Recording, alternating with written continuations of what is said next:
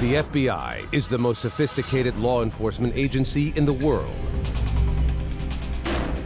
pursuing the most dangerous criminals. In the suburbs of Las Vegas, when a single mother of two vanishes, you start thinking bad things have happened. the Bureau mobilizes. He was able to stay one step ahead of us. I thought this was going to be quite the adversary. The most offensive thing that can happen is when a law enforcement officer becomes a predator. FBI, Criminal Pursuit.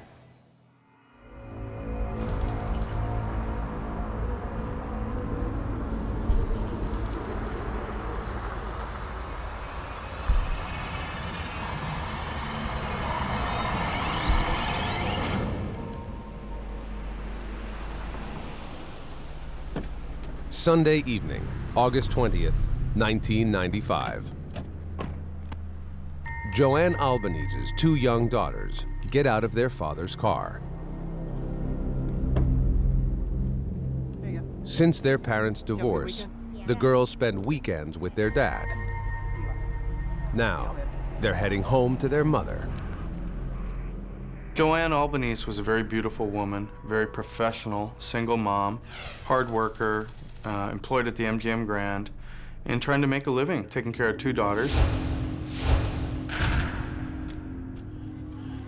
So Joanne's daughters enter the house through this door, and they notice that the car is not in the garage. This door is unlocked. Very unusual for Joanne. The lights are all on in the house. But the girls are more disturbed that their mother isn't home. Mom? She's never not been there.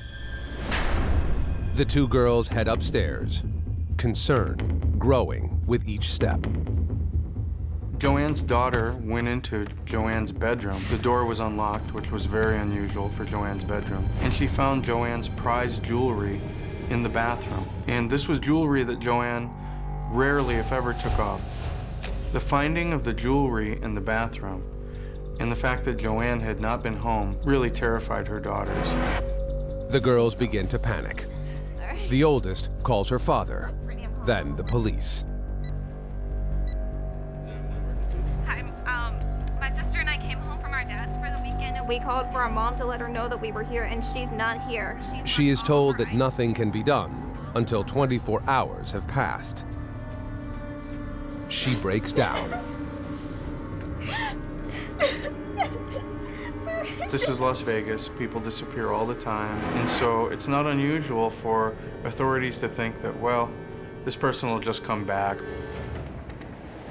Concerned by the girls' tears, the police dispatcher sends a cruiser to assess the situation. The girls are taken to their fathers and spend a sleepless night, hoping to hear from their mother. They wait in vain. Joanne Albanese would have never have left under the circumstances in which she did, particularly the fact that she was a mother of two young children, two young daughters. Everybody knew that this was suspicious.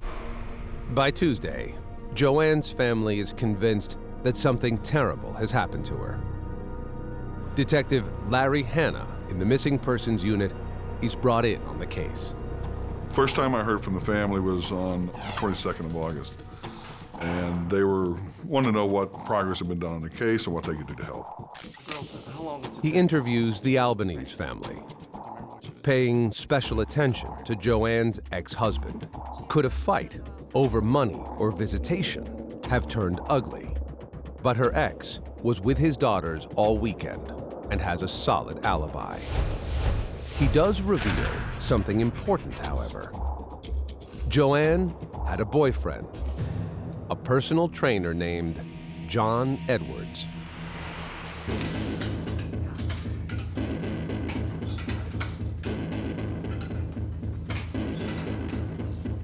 Hey, John, this is my friend Joanne I was telling you about. Hey, what's going on, ladies? Hi, how are you? The couple met shortly after John moved to Vegas. Sophia's told me a little bit about you, too. Yeah, she didn't tell me you were so fit. Not really? The chemistry was immediate. she called me. She said, my God, this guy is beautiful. He's very handsome. He's a trainer. You have to meet him. Can we go out for dinners, you know, and see what you're going to think about him?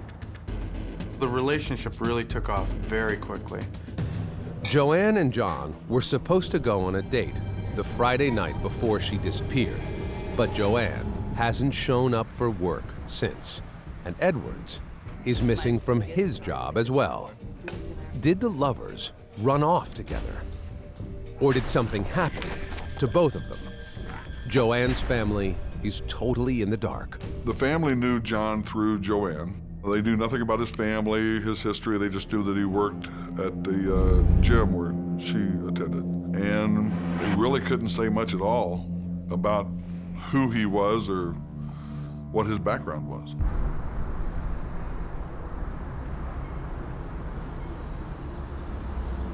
The mystery deepens when the family finds Edwards' truck parked in Joanne's neighborhood.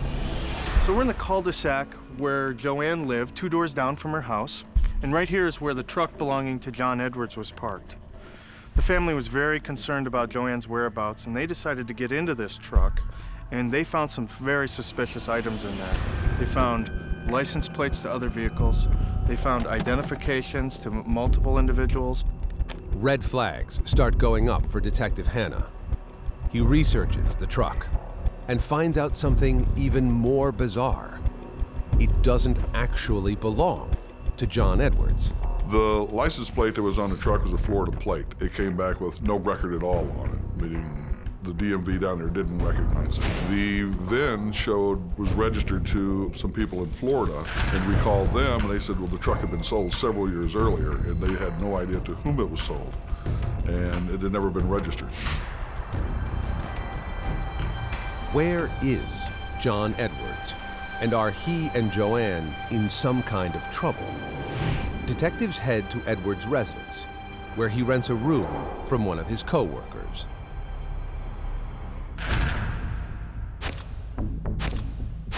There was some gear in there, like maybe a sleeping bag, backpack, computers, boxes of personal items that had never really been opened or stored.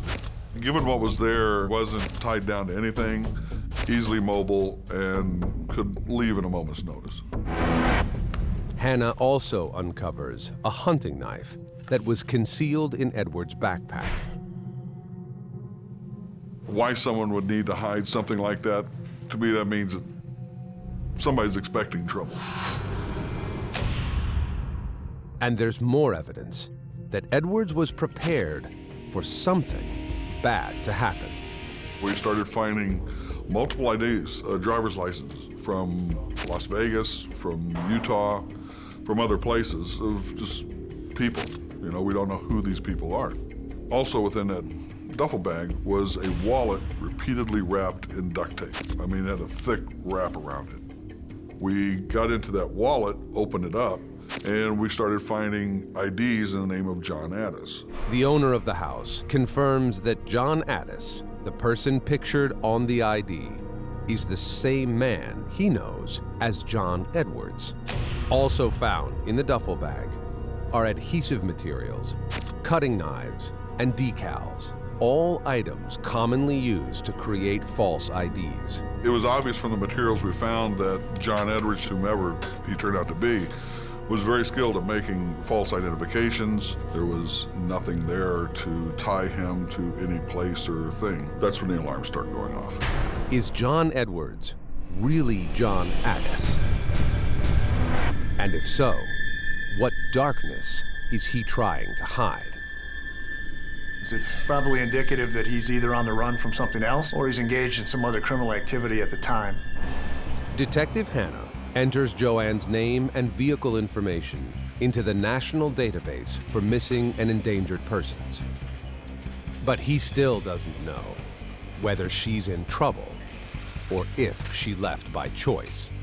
They both disappeared at the same time? Okay, his truck's still there, but that's not evidence he did anything to her. We have no evidence that she was murdered. We have no evidence that she left against her own will. It's not until Detective Hannah begins exploring John Edwards' secret past that the pieces of the puzzle start coming together. His findings will launch a manhunt for a target so skilled and elusive that only one agency can track him: the FBI. He was probably one of the more difficult fugitives that I've ever been involved in pursuing. In the suburbs of Las Vegas, Joanne Albanese, a single mother of two, has vanished without a trace, along with her mysterious boyfriend, John Edwards.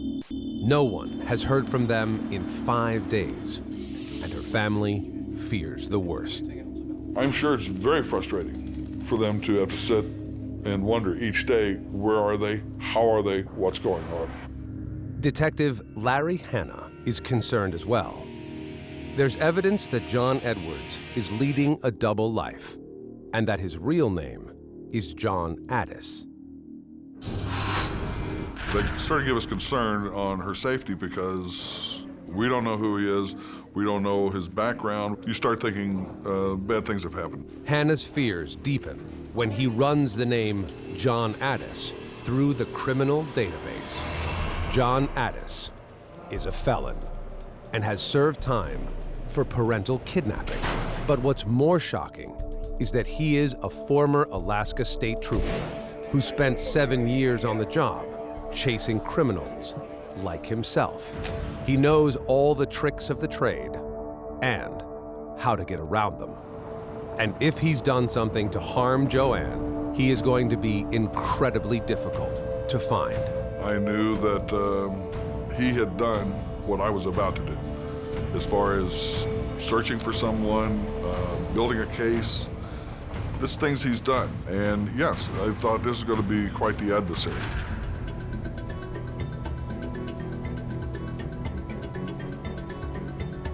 Detective Hanna's research reveals that Addis began working as an Alaska State Trooper in Fairbanks in 1974. The married father of 4 was a rugged outdoorsman, even by Alaskan standards. They lived in a log cabin without indoor plumbing, without running water.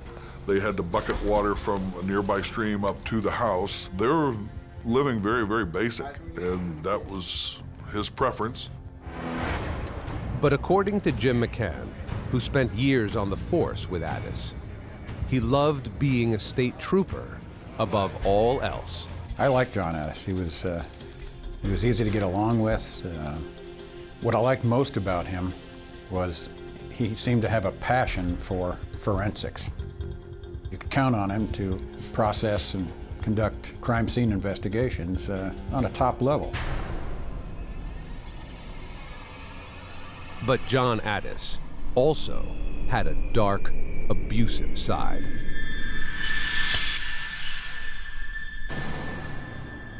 I was sitting in a living room with him one time, and he and I were talking about this particular rifle, and he would summon his wife and say, "Mother, get me that so-and-so rifle out of the closet." You got to see this gun. I'm going to show it to you. Mother, get out here! I want you to go to the closet and get my new rifle so I can show it to Jim. Go! And that was kind of shocking to me, because if I had said that to my wife and in that tone, she would have gotten the rifle and probably broke it over my head. John Addis exercised extreme control over his wife. He didn't want her to work.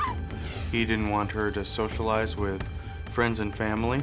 And so she increasingly found herself isolated, separated from the world, and really under John's dominion. Certain that Addis would one day kill her, the young mother packed up her belongings, fled with the children, and filed for divorce. Suddenly, everything changed. He was someone who had to have complete control over his wife, and all of a sudden she'd filed for divorce and was now controlling in many respects his fate and his ability to have the kids. So people noticed that John was starting to come unraveled a little bit. Within 6 months, the trooper remarried and announced that he was moving to Florida. And he left, that abruptly, he and his new wife. End of that story. But John's romance was short-lived. Within months, John's new wife left him and moved back to Alaska.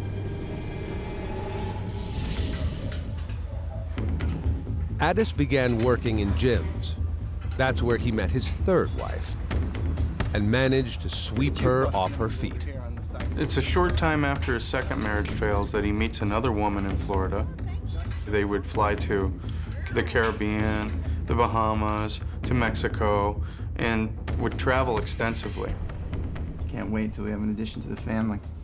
When his third wife became pregnant, Addis's old demons resurfaced. Man, that first wife of mine, she took my kids. Sometimes I think I'm gonna kidnap them, take them out to the wild, and teach her a lesson. Please tell me you're joking. I'm not joking. He became obsessed with reuniting with his children from Alaska. Addis became more violent after she had the baby. What did I tell you about that? There was an incident where she was holding the baby, and John had grabbed her and pulled her hard against him and was simultaneously stepping on her feet and just roughing her up, and it really scared her. John's third wife filed a petition for a protection order, then left. John was alone, but he formulated a plan to get back at the women in his life. In August 1986, John Addis's 4 children flew in from Alaska to spend time with him. All right, kids. The visit turned into a nightmare when he abducted them and told them that their mother was dead. They were even at one point asked to assume a new identity and be recognized by different names with new birth certificates. Back in Alaska, Addis's first wife pushed to get the FBI involved in finding her missing children. And when you talk to someone like that, they definitely want their children back. They're concerned about their children's safety, so it puts a face on the investigation. Wanted posters went out across the country, and tips started pouring in. Finally, after 8 months, a man working out in a gym recognized Addis. Within hours, local authorities had him in custody. A few miles outside of town, the police found the children in a cabin, and they were locked in there and hidden from view so that people would not see them. Addis, the former Star State Trooper, was found guilty of parental kidnapping and sentenced to 18 months. He served his term, then relocated to Fresno, California. He broke parole within 3 months and once again became a fugitive. This time, he was determined not to get caught. This is where you see John Patrick Addis start to adopt new identities and use aliases, and he was very sophisticated in this regard. One of the things that he did frequently was change his name, move to a new jurisdiction, and he seemed to like to obtain employment at gyms.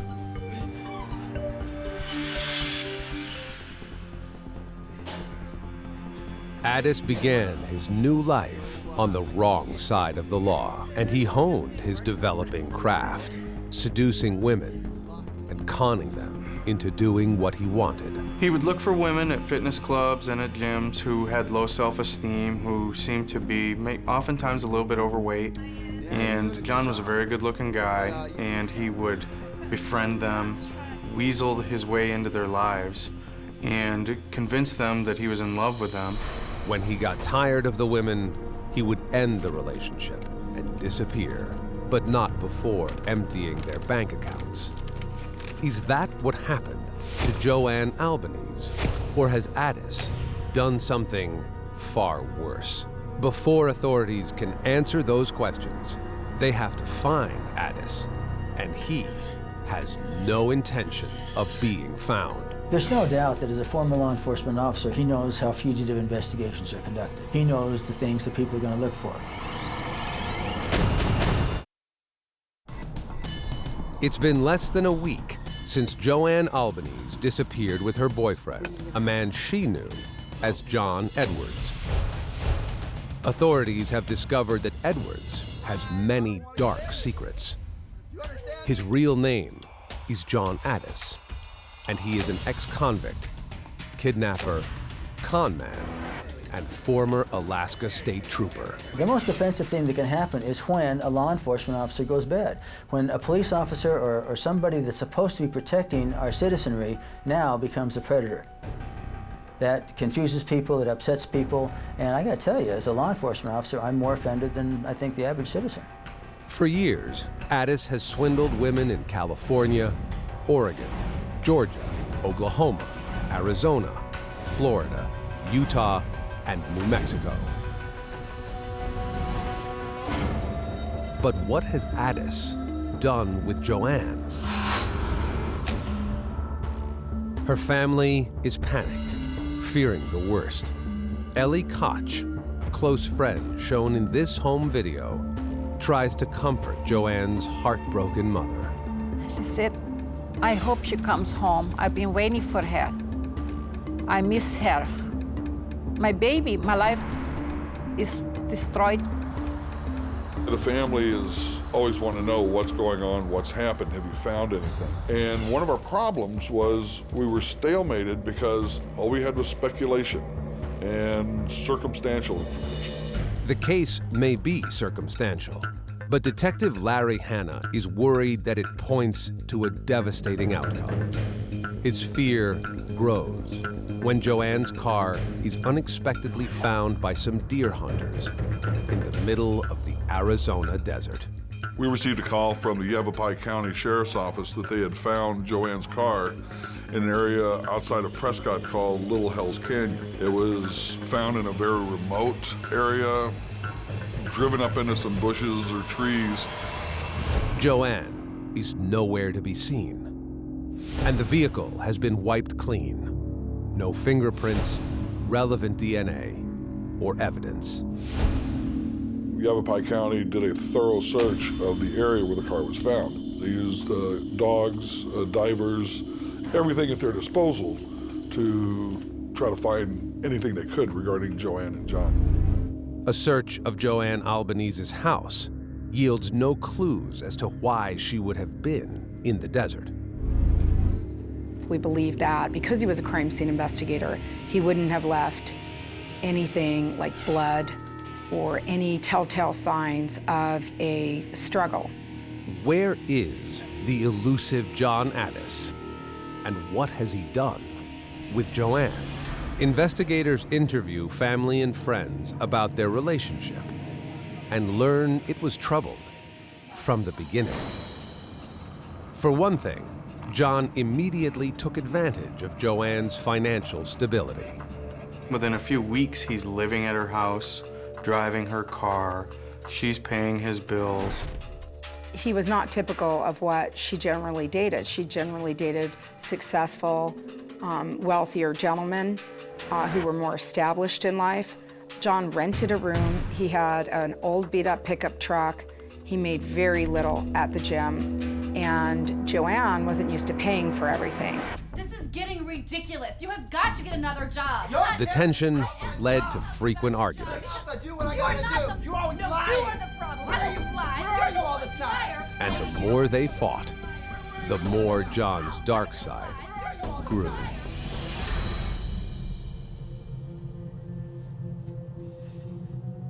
What are you wearing? He was so possessive with her. He would make her have sex all the time. She had to be nude all the time. You know I don't like you wearing clothes to bed.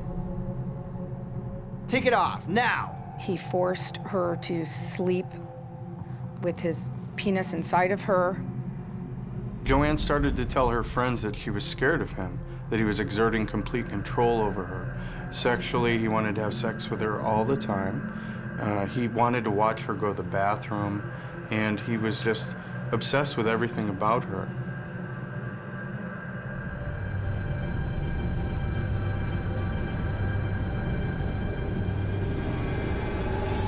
Yeah, like a few weeks ago when I went, a big bright light kind of came down. There were other disturbing sides to John's personality. He was completely interested in UFOs, alien abduction, and believed that the federal government was covering up, the existence of aliens and UFOs. And he had even talked to people about having once been abducted by aliens. John even wrote a screenplay based on those themes, a movie he entitled Purposeful Deceit. Joanne considered ending the relationship, but her misgivings only fueled John's fire. John becomes completely obsessed with the idea of marrying her and goes to the extent of lobbying her friends and family. Yeah, I'm gonna go out to dinner tonight. Joanne had seen enough. Joanne calls her mother and says, "This is it. I'm getting rid of him."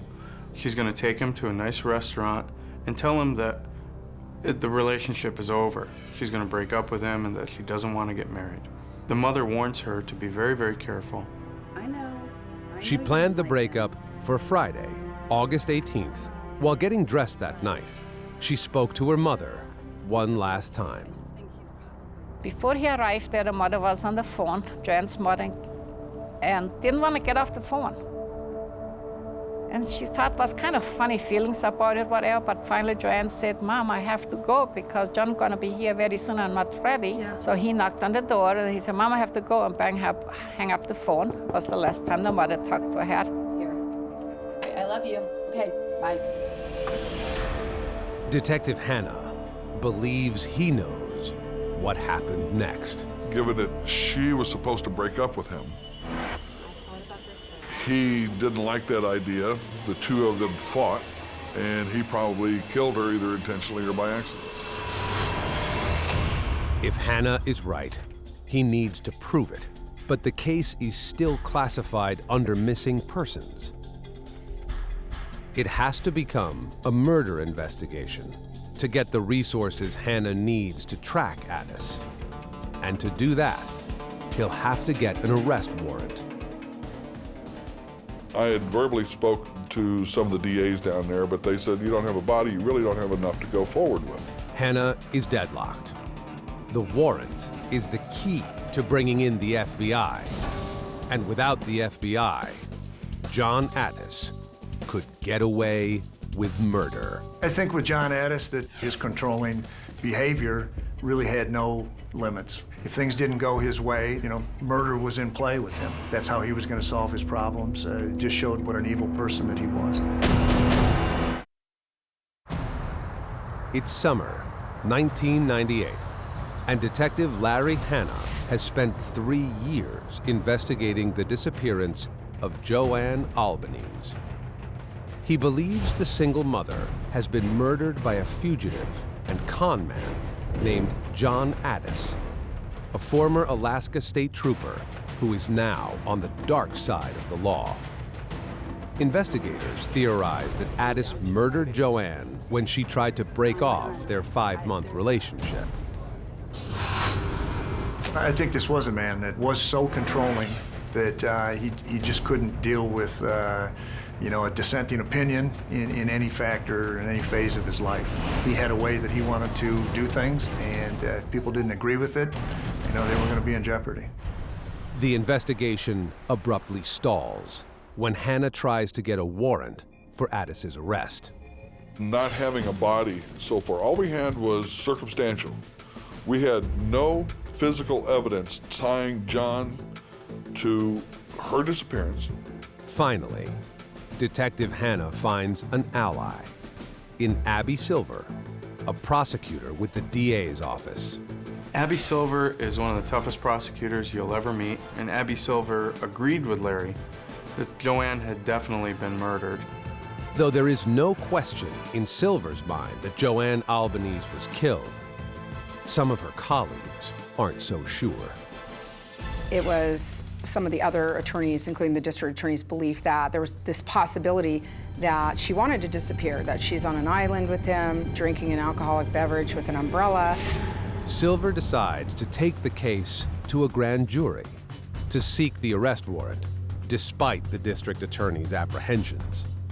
He actually forbid me to take it to the grand jury, and I decided to take it anyway.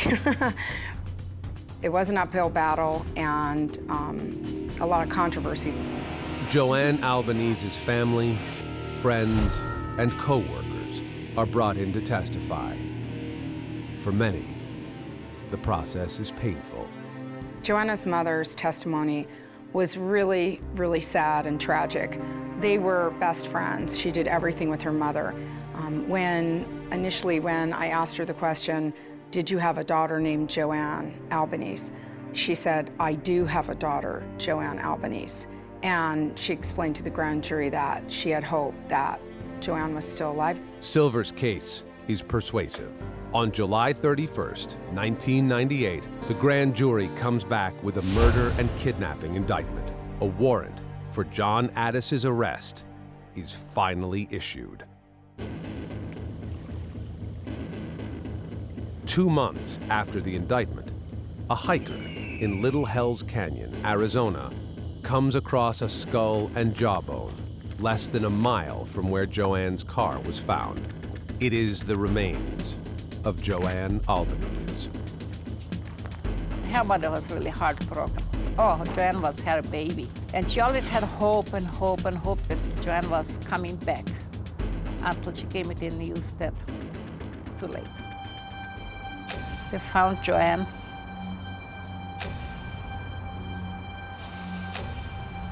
The bones, but, the body. The hunt for John Addis is on. And finally, Detective Hanna can call on the agency he's wanted on the case since the beginning, the FBI. Special Agent Scott Bakken takes the lead. First thing that the FBI did in this case was obtain an unlawful flight to avoid prosecution warrant at the federal level. Even for the FBI, tracking down Addis will not be easy.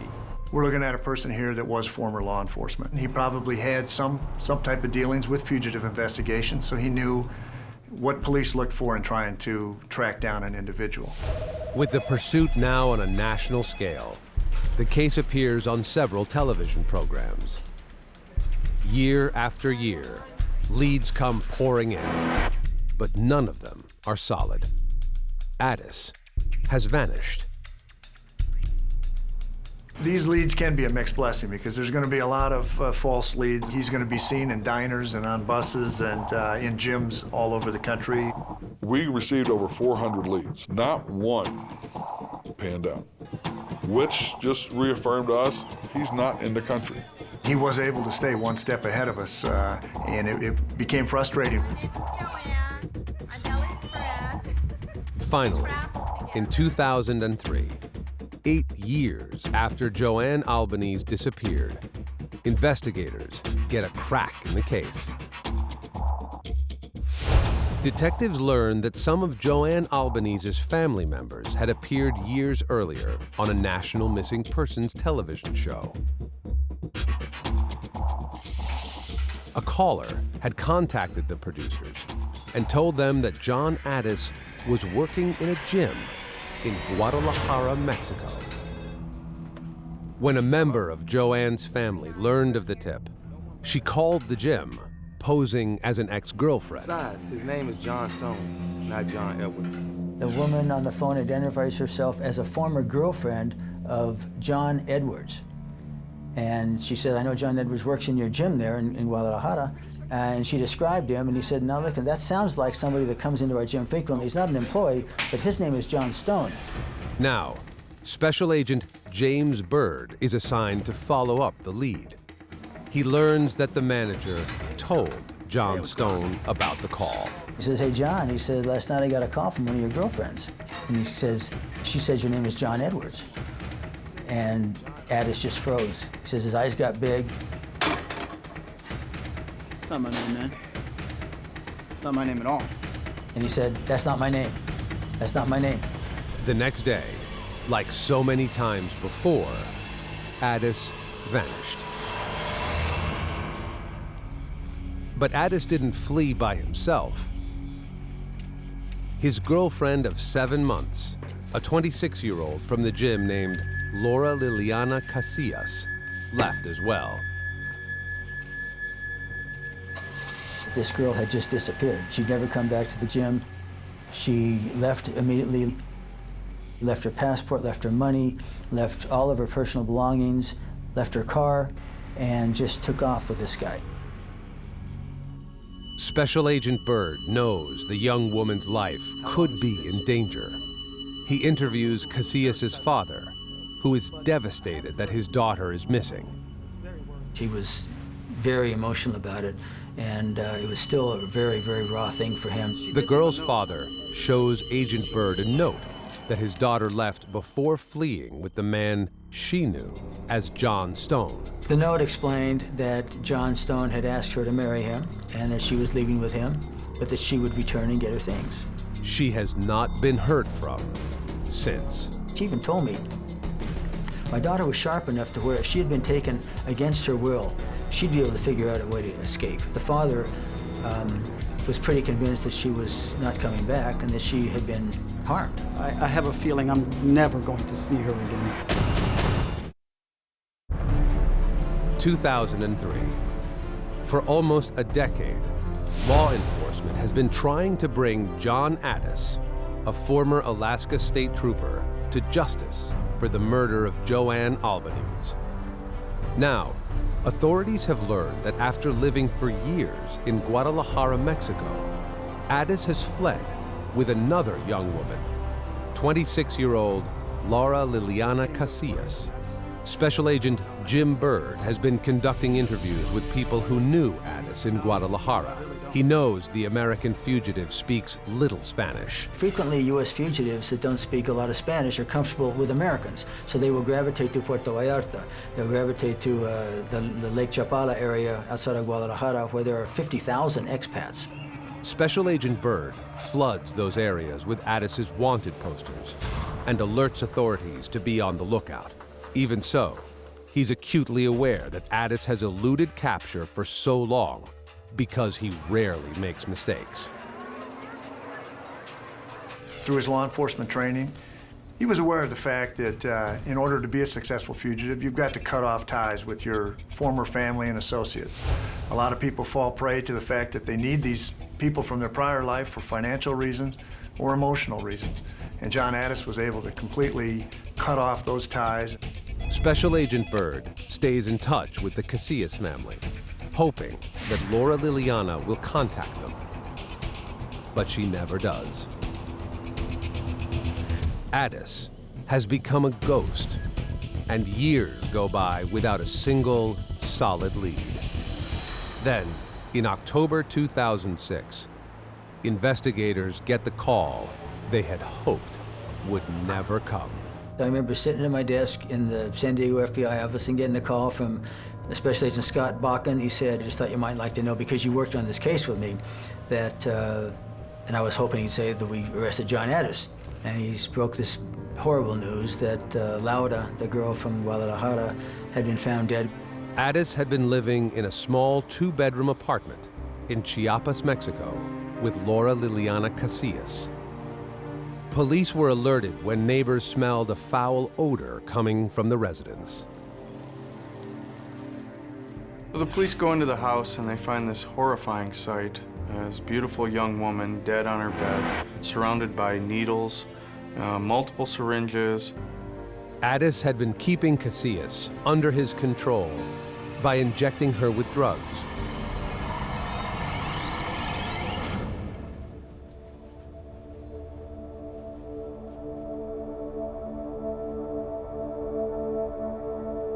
In an adjacent room, police make another gruesome discovery. In a nearby bed, they find two children dead as well.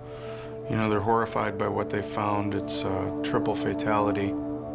Addis had fathered the two children, a boy and a girl, with Casillas. The cause of death for all three victims is determined as carbon monoxide poisoning.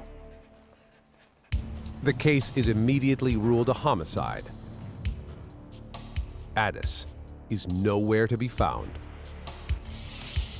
It had to be excruciatingly difficult for the family. You think your daughter's dead, and then to find out that she had been killed, but that she'd been alive that whole time and never called home, never talked to us, had grandkids. Just a dagger blow to the heart.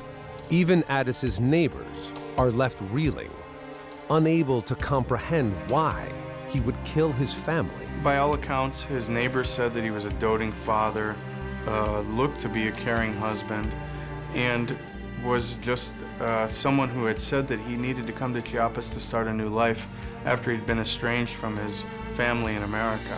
But clearly, something in Addis has snapped, and now he's back on the run, more dangerous than ever.